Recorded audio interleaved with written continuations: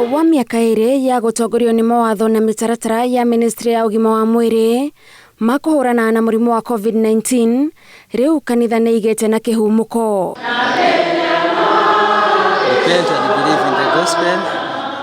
Kanjũ ya ndini iria irũmbũyanagia na mawatho maya nyũmba-inĩ cia mahoya, ĩrĩa ĩtongoragio nĩ mũthikabu mũnene wa kanitha wa Gatoreki diocese-inĩ nene ya Nyĩrĩ Anthony Mũheria, yanĩrĩire gũcokereria kwa magongona ma kanitha mohiki na mathiko o ta ũrĩa marĩ mbere ya mũtuthũko wa mũrimũ ũyũ, na rĩu etĩkia marĩ na rũtha rwa kũihũra kanitha-inĩ. The time limits for the services is also lifted.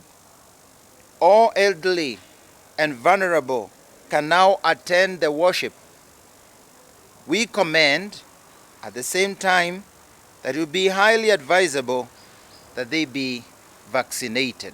Ona gũtuĩka rĩu etĩkia marĩ na wĩyathi, mũthikabu Mũheria orĩtie etĩkia mathiĩ na mbere na kũrũmĩrĩra mawatho ma ũtheru tondũ mũrimũ wa COVID-19 ndũrĩ ũrahuka kaimana. We will continue to observe all measures of hygiene by washing hands or sanitizing before and after the worship services, as well as in all moments where handling shared items.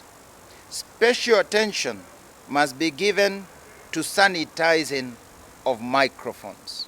Kanitha ona kũrĩ ũguo nĩ orotete ateti arĩa ĩrauga mathiĩte na mbere na gũtuĩka ũgwati mũmbĩke kũngĩkorwo na mũtino wa mũrurumo ũngĩ wa mũtuthũko wa COVID-19. We urge our political leaders to at least put in place some measures of protection and prudence, of avoiding handshaking and ensuring sanitation.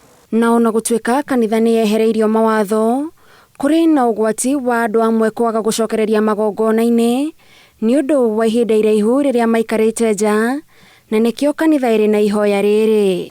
Let's go back to our places of worship because our nation needs our prayers, our families needs our prayers, and even we ourselves personally need these prayers.